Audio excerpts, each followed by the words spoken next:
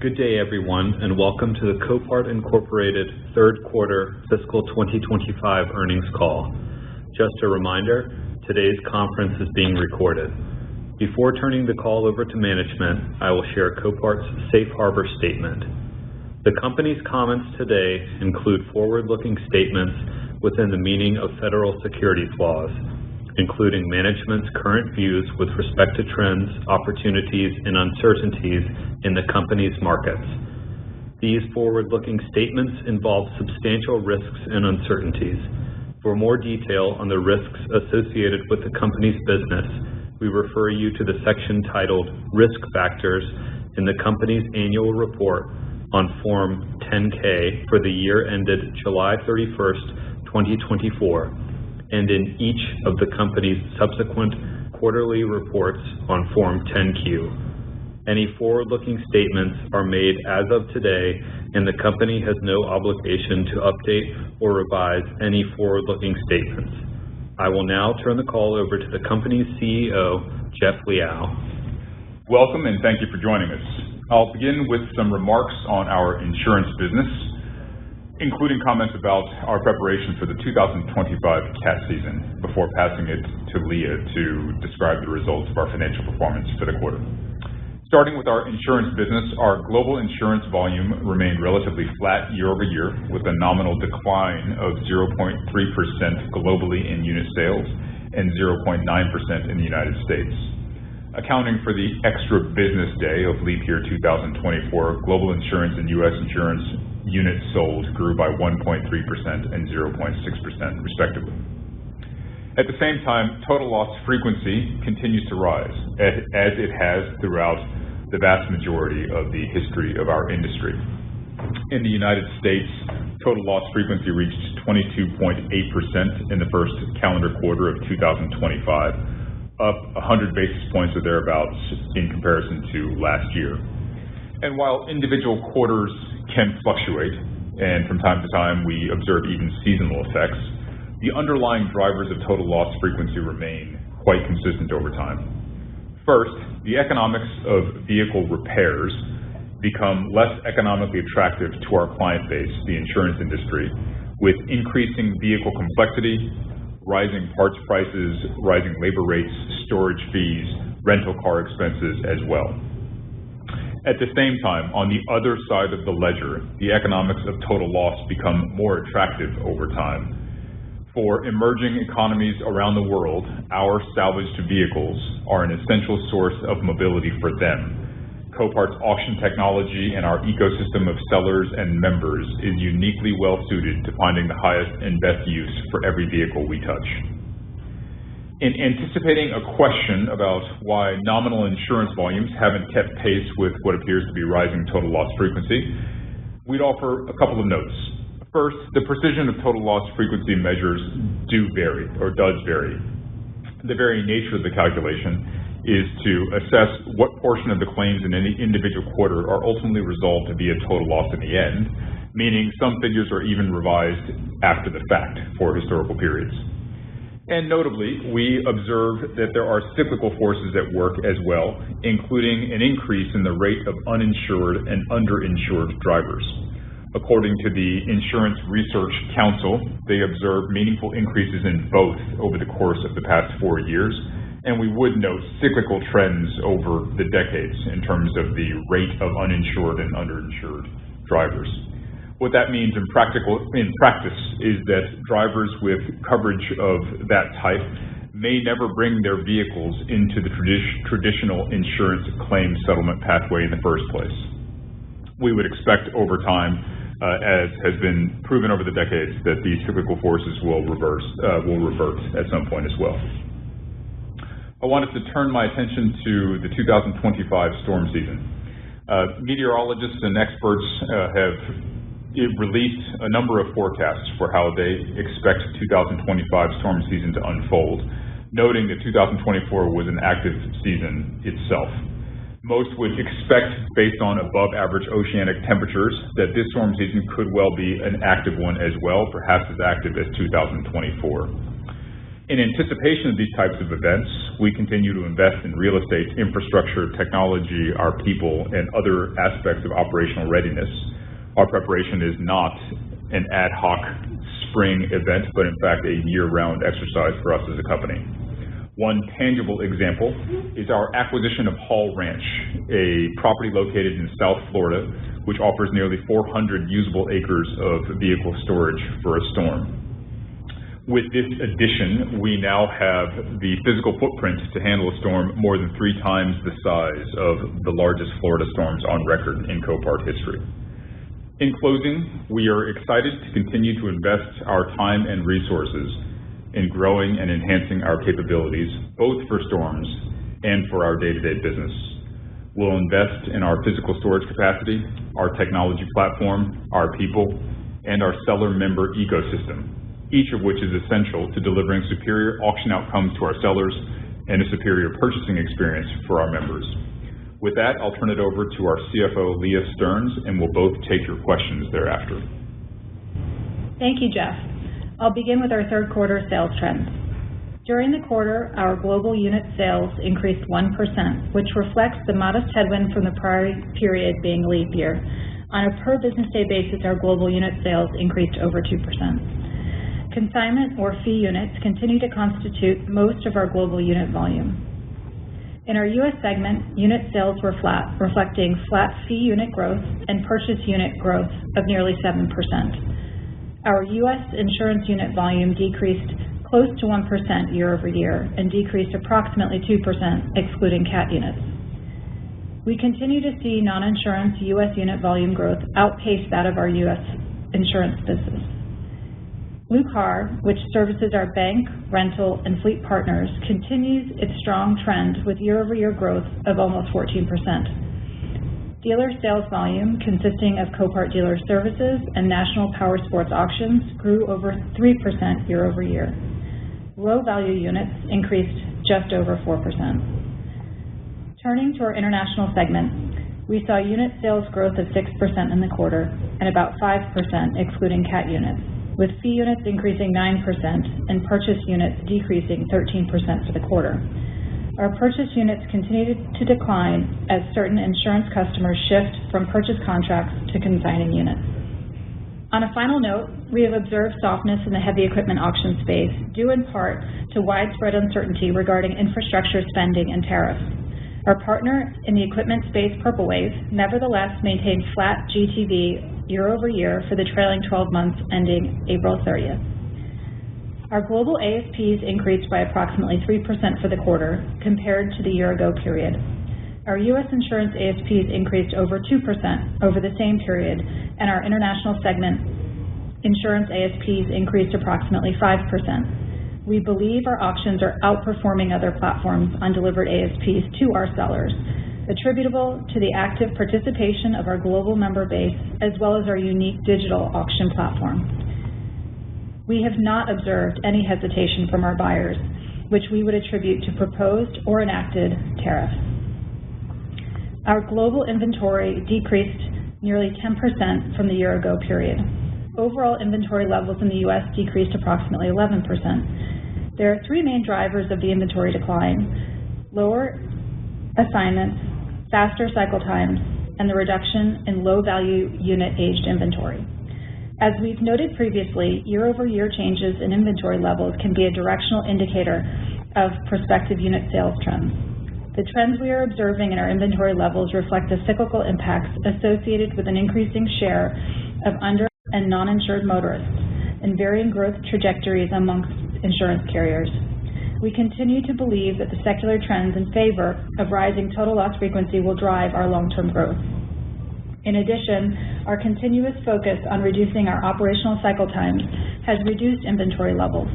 For example, deploying our Title Express solution to a number of new carriers has reduced in-yard cycle times and physical inventory. Our international business ended the quarter with inventory levels flat from the prior year. Turning to our financial performance, global revenue increased to $1.2 billion. Global service revenue increased nearly $88 million, or over 9% from the third quarter of 24, due to increased international volume and overall higher revenue per unit. U.S. service revenue grew by 8% for the quarter and 7% when excluding CAT units, and international service revenue grew by about 18%. Global purchased vehicle sales for the third quarter decreased approximately 2%, while global purchased vehicle gross profit decreased 60% in the third quarter. In the U.S., purchased vehicle revenue was up about $20 million, or 22%, while purchased vehicle gross profit decreased $13 million, or about 187% in the quarter. This includes the impact of a $12 million out-of-period adjustment, which was related to cost of vehicles sold in Q1 and Q2 of this year. Year-to-date, our U.S. purchase unit margins were just over 6%. Internationally, purchased vehicle revenue decreased by over $23 million, or 25%, and gross profit increased by over $2 million, or about 22% in the third quarter. The reduction in international purchased vehicle revenue, accompanied by an increase in gross margin, continues to be driven by higher ASP insurance vehicles in Germany, which have transitioned from a purchase contract to a consignment model, as well as stronger purchase unit margins in the UK. Global facility-related costs, which include facility operations, depreciation and amortization, and stock-based compensation, increased $51 million, or about 12%, and about 10% pro forma if you reflect CAT costs. In the U.S., facility-related costs increased $43 million, or nearly 12%. During the quarter, we recognized $6 million in incremental costs associated with Hurricanes Helene and Milton. This reflects the recognition of deferred expenses associated with CAT units sold during the period. Excluding the costs associated with the hurricanes, facility-related costs per unit increased about 10% from the prior year. This increase on a per-unit basis reflects our ongoing investments in expanded operational capacity to support our continued growth. International facility-related costs were up almost $8 million, an increase of nearly 11%, or less than 5% on a per-unit basis. During the quarter, global gross profit was approximately $552 million, an increase of $27 million, or about 5%, and our gross margin percentage was 46% for the quarter. In the U.S., our gross profit was approximately $480 million, an increase of about 3%, and gross margin was about 48% for the quarter. Our international gross profit was approximately $73 million, an increase of about 26%, and our gross margin was about 35% in the quarter. Third quarter GAAP operating income increased over 3% to approximately $452 million, which reflects the growth in gross profit and our general and administrative expenditures of $101 million, which are up about $12 million year over year. Finally, third quarter GAAP net income increased by over 6% to $407 million, or 42 cents per diluted common share. During the quarter, we benefited from an increase of nearly $7 million from interest income, as we have actively invested our cash into Treasury securities.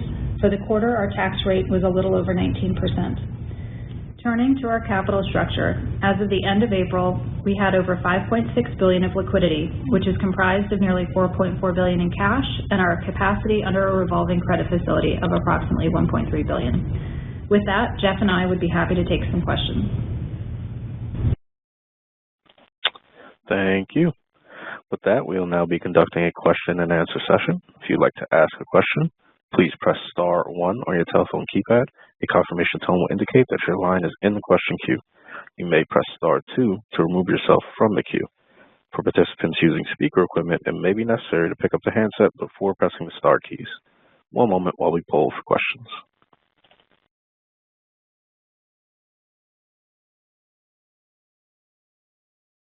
And our first question comes from the line of Bob Labick with CJS Securities. Please proceed with your question. Great. Good afternoon. Thanks for taking our questions. Hey, Bob. Hi.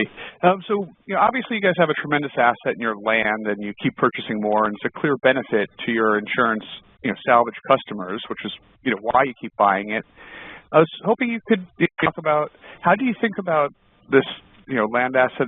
Are there any current or future benefits from this land for your growing blue car or whole car customers, particularly with the shift of, to digital for whole car auctions going on? Thanks, Bob, and great question. We think that physical storage and logistics are essential to our value proposition for many sellers, insurance companies, as well as the blue car, the finance companies, rental car companies, corporate fleets, and the like. In many instances, physical storage is a necessity. We, of course, as you know, in the past have also developed products for purely virtual sales. But as it turns out, physical storage, certainly in the case of insurance, when salvage titles and processing through state DMVs is a necessary step as well, proves essential there, but also in many cases for the other types of sellers you described. So we view it as an essential portion of our service offering. Certainly the digital product platform you described as well as equally so, but it is a two-pronged approach to serving that universe. I'd also, to perhaps add some further context, would say that storage is increasingly difficult to procure anywhere in the United States, anywhere in any of the countries we serve, frankly. So we view it also as our responsibility in being stewards of the industry as well, to make sure that we can continue to support insurance companies and the other companies you described as well, to make sure that we can continue to offer the service that we do for decades and for generations to come. Okay, great. And then you touched on this in your opening remarks a little bit and last call, but could you just maybe elaborate a little further on the shift of insured, less collision insurance, insured motorists, and how that's typically played out over previous cycles and where you see it, impacting volumes in the near or medium term? Yeah, I think, Bob, unfortunately, this exercise is necessarily imprecise. So we have pieced together a number of different sources, including the Insurance Council we described in the prepared remarks, as well as other sources for registered vehicles for the types of coverage that folks have. So whether it's collision, liability, comprehensive, and so forth, we can derive then the portion of the registered vehicle fleet that has or doesn't have insurance and to what extent they are underinsured as well. So we see cyclicality in it. It won't surprise you that around the time of the global financial crisis in 2008 and 2009, there was a local trough in insurance coverage. I think it's not a surprise that we're experiencing that again now. As I think you know, Bob, from following the insurance industry as well, though the rest of the world experienced very meaningful inflation in 2021, 2022, in many cases insurance rates lagged that inflation because the insurance carriers in turn had to obtain regulatory approval to make modifications to their books of business. And so on the tail end of inflation with an already stressed consumer in some cases, I think we are seeing and they are seeing folks with higher deductibles or opting for liability-only coverage, or in some cases, despite statutory requirements, going without insurance altogether. So we think that's a cyclical phenomenon, at least it has been for the past 20, 30 years, for as long as we can see the data. It does go up and down over time. Great. Thank you very much. Thanks, Bob. Thank you.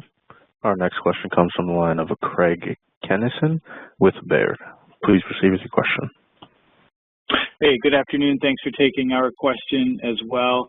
Wanted to ask about Purple Wave. I think you're about a year into that partnership, and I'm curious what you've learned so far and how you expect to invest in that business going forward, understanding that at this moment it's not growing. Yeah, Craig, I think that's a very fair question. I think we were, as you know, the original thesis here is that Purple Wave, for any kind of M&A activity we pursue, NPA now 8 years ago or so, when we made that investment as well. The two-pronged test that we always subject any investment like this to is, one, do we like it fundamentally as an investment in and of itself? Meaning, if this were simply a growth equity or a control equity acquisition, would we like the nature of the risk-adjusted expected returns from the business itself? And then secondarily, we ask the question, to what extent does this help Copart's core business? And then you start to evaluate the strategic overlap. To what extent Copart's capabilities can help the business? To what extent can the business capabilities help Copart as it stands now? And Purple Wave, I think the logic for the Purple Wave transaction was very much on both fronts. It was that we affirmatively liked the investment on its own merits, and we also thought it was beneficial to Copart. We are, even just day-to-day, a huge purveyor of equipment, of construction, agricultural equipment, heavy-duty trucks, and the like. The expertise that they brought was meaningful to us, and certainly the expertise that we bring in the form of managing large physical storage facilities, large liquid digital auctions, and so forth, made for a very good fit. And so I think it's probably not quite fair to say that it's flat. I think they're operating in a very uncertain environment, courtesy of the tariffs, as you know. So there are a lot of folks in a lot of these businesses who are awaiting more certainty on both infrastructure spending as well as tariffs to decide what to do with their equipment, whether to buy, to sell, et cetera. So I think they're facing some inertia, which other public companies I think have certainly seen as well in their results in terms of the volume of activity in the heavy equipment arena. And you mentioned tariffs. How are you thinking about the very broad implications of trade policy as it relates to your business as it currently stands, knowing that it's been changing a little bit? Yes, I think that's an understatement, Greg. It is certainly a very dynamic picture, and I'd say that is probably first and foremost the most important observation here is that it has created meaningful uncertainty for our clients, the insurance industry, and otherwise. We now are facing, or the industry broadly is facing, tariffs on parts. You know, the parts industry, I think 2024 data would say the $220 billion industry or thereabouts for both new and replacement parts, the vast majority of which come from half a dozen countries. You know, Canada, Mexico, China, South Korea, Japan, Germany, I think account for the vast majority of those parts. Virtually all of those parts, as it stands now, are facing tariffs to some extent, which increases the cost of the repair for the insurance industry. So for any given claim, they're evaluating their choices, considering their choices, which can be to repair the car or to total it. It assuredly has made the repair path less attractive because the parts are more expensive. In some cases, the parts will be delayed, and delayed parts, of course, compromises the policyholder experience and likely extends the duration of the rental as well. That's that side of the ledger. On Copart's side of the ledger, when you consider the total loss, I think there are offsetting considerations there. On the one hand, if used car prices should rise and ACVs should rise because new cars become more scarce, then the cost of a total loss indemnity may be higher. But by the same token, our salvage returns will be higher as well. So I think the best analogy we can draw is to the 2021 or thereabouts, the semiconductor crisis you may certainly recall. That was less about parts per se, so it wasn't all repair parts. It was a very narrow subset of the parts that go into the production of a vehicle. And in that moment, I would say we experienced higher ASPs for the cars that we sell. Probably all else equal, we experienced a mild suppression of demand relative to where it otherwise would have been. I think today's catalyst is probably marginally more favorable to us than the semiconductor shortage because it is repair parts, the vast majority of which comes from places outside of the United States. So we think the repair path will become relatively less attractive in comparison to the total loss path by virtue of the tariffs. That said, overwhelmingly, the conclusion is for now that there's tremendous uncertainty. Right? The federal government, I think, is intending to provide guidance as to what constitutes exceptions under USMCA, what counts as USMCA content for parts. So there's still much of this picture that's still left to be painted. Great. Thank you. Thanks, Greg. Thank you. And our next question comes from the line of Chris Bottiglieri with BNP Paribas. Please proceed with your question. Hey, thanks for taking my question. So the first one, Jeff, Copart's taken a lot of share over the last 5 years you've been CEO, in the 10 years before that. What are you currently seeing from a market share perspective, and is there any reason why your peer could be putting up higher reported growth numbers? Like, how would you think about that? Pardon me, Chris. A very fair question. I think market share, as you might imagine, is a very complicated, very downstream metric, right? So it is affected by things like the relative growth of individual insurance carriers that we serve. And so if on any given day we happen to be serving an insurance carrier who's growing faster or slower, that can affect the overall volume trends for us relative to the rest of the industry. I think we've gained share frankly, for many years and decades before I arrived even at the company at all. So that's a long-standing trend. And I think the drivers there won't surprise you. Right? We are committed to delivering the very best possible net returns to our clients by investing in the land we've already talked about, by investing in the digital auction platform and by making our partners, our clients, faster, more accurate, more efficient at what they do. We've talked in previous calls, I won't drag you through all of it here, about advanced charges and how important they are to our insurance companies and the suite of tools, in some cases computer vision and artificial intelligence enabled, that empower them to address those opportunity sets as well. We know that if we take care of those particular objectives, if we are exceptional along those dimensions, like our stock price, the stock price and market share will take care of itself. Right? We know what the input variables are. We know where to invest our time, attention, and resources, and we have high confidence that if we execute on those fronts, that the market share dynamic will take care of itself. But I think the short answer to your question is that it is more the random fluctuations in the misalignment of reporting periods and so forth. We don't line up precisely. It's underlying insurance carrier growth trends, all of which I think are generally cyclical by nature. Right? All of those kinds of variables will move in both directions over time. Gotcha. Okay. And then bigger picture question. What sets prices in your end markets? Like, is it somehow derived off of U.S. vehicle prices, or is it derived by the local economies of your buyers? Just trying to think if, like, the tariffs primarily affect the U.S. vehicle prices, like, how does that affect what the international buyers, which might not see new car prices rise in their local markets? Like, what does that do? Just kind of curious what your thoughts. Chris, I'll take a portion of that and I'll let Jeff jump in if there's anything he wants to add. But I think what we've seen historically is that the arbitrage that's available for our global buyer base, because the affordability of mobility solutions locally is so out of reach, that they have a significant amount of ability to maximize the value of that vehicle in an emerging market relative to what a domestic buyer would be able to monetize that vehicle for. And so if you look at simply just the relative price of a new or used vehicle in some of the markets, like in Eastern Europe or in Latin America, the affordability index, if you index that to what a consumer in the U.S. would be able to achieve, is drastically more expensive. And as a result, they default to seeking out repairable vehicles, and Copart is a key source for them to go to find them.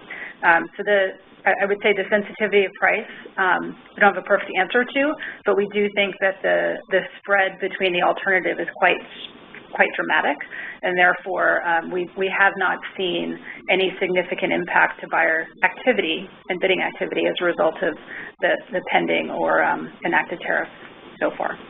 Hey, Chris, I'd add to that an illustration with two, just consider this a stylized illustration, or two extremes. In one case, you have a very old car that is entirely destroyed, for which the value is entirely the metal, maybe a few parts, maybe some precious metals from the catalytic converter or otherwise.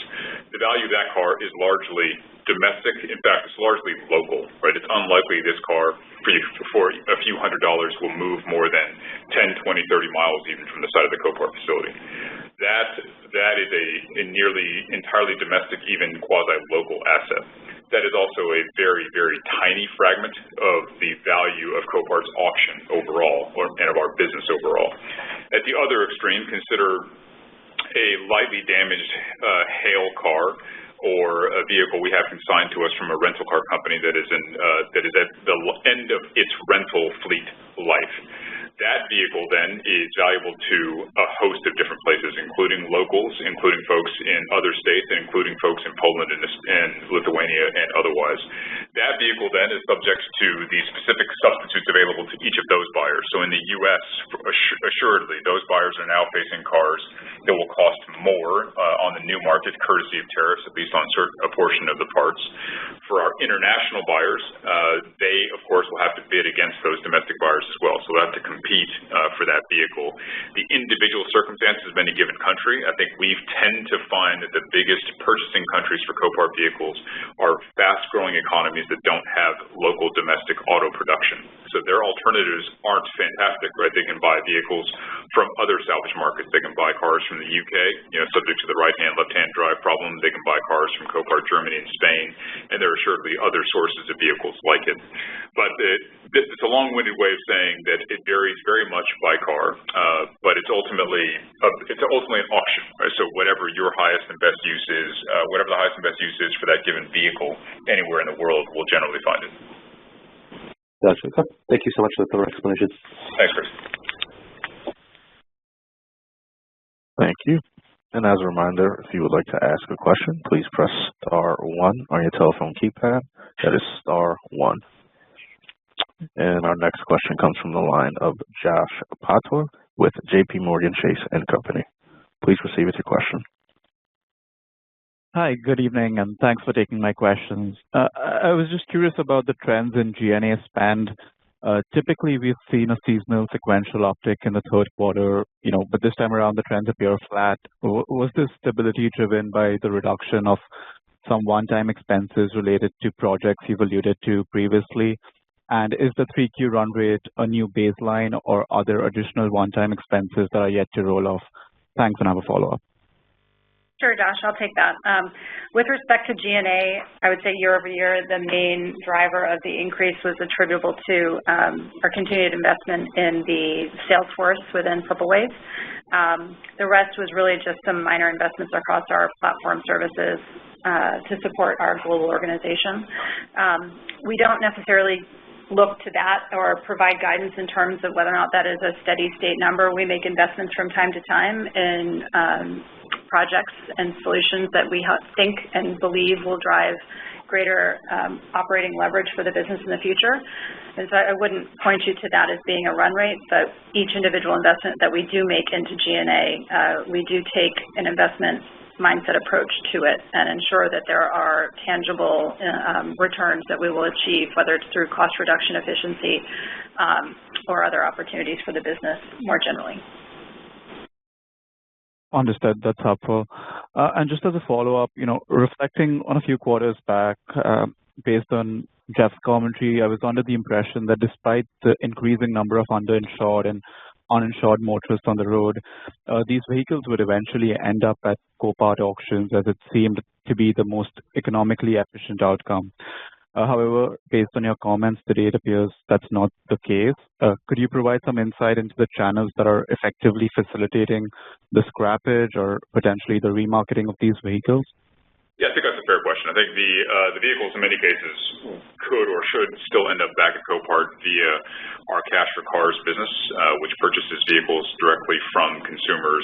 Our Copart Dealer Services business, I think in some cases, the policyholders will ultimately monetize their vehicles by trading in even a damaged car to a local dealer, independent franchise or otherwise. So we do have multiple shots on goal, so to speak, to earn the right to sell that car. I do and would continue to argue that we are the right liquid marketplace to dispose of that vehicle wherever it ends up, but it's certainly less efficient, right? That it wouldn't be an immediate consignment. If you, Josh, God forbid, were in a car accident tomorrow and notified your carrier right away, we might be selling that car 2 weeks from now, depending on the state in which you live. In some cases, other states will take far longer than that, but the point is that there's an immediacy to that consignment that simply won't exist if that vehicle does not enter the traditional insurance company funnel, so to speak. Thanks a lot for that, Jeff. Appreciate it. If I could just sneak one more in, there are several potential legislative actions being considered in various states that could potentially cap storage fees, which I believe would be beneficial for Copart. And on the other hand, there's also legislative actions being considered that could raise the threshold for total losses, which might be a downside. Could you walk us through how these changes, if applied on a broader basis, could impact Copart's business model? Thank you. Yeah, I think your observation about storage is likely accurate. That I think the legislation you have in mind would cap what impound facilities, probably unaffiliated repair shops, can charge insurance companies for storing vehicles. In that case, I think that benefits the insurance industry more broadly. I know naturally in some sense, we compete against all alternatives for a car. We compete against it being sold elsewhere. We compete against the car being repaired. But in this case, reducing the cost of storage, I think, would affirmatively benefit the insurance companies. We likely would equip them with the tools to still move quickly to resolve those claims as fast as possible. There's a lot of value in shortening the intervals by which the insurance companies manage their claims. To your second question about the total loss thresholds, in general, I think our belief is that Our principled approach to this is that the insurance companies should make the best total loss decisions for their business. In many cases, we think they aren't totaling enough vehicles, right, for a host of reasons that we've talked about on prior calls. Legislation in the past has generally been such that the insurance companies are required to total a car above a certain repair threshold. But that's, I think, what you're referring to in this case. In most cases, insurance companies should economically total cars at lower thresholds than the statutorily required thresholds. So we think that left to its own devices, that should not have a huge distortion on the decisions that an insurance company may make.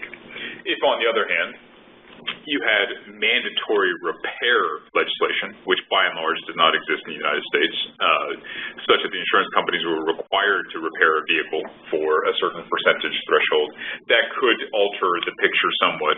We think the insurance industry is certainly motivated enough to want to preserve discretion to make that decision on their own, as opposed to allowing the states to dictate that decision for them.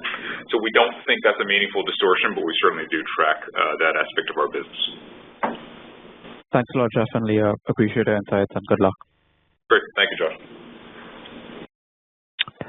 Thank you. And with that, there are no further questions at this time. I'd like to pass the call back to Jeff and Leah for closing remarks. Great. Thank you, everybody. We'll talk to you next quarter. Thank you. And with that, this does conclude today's teleconference. We thank you for your participation. You may disconnect your lines at this time.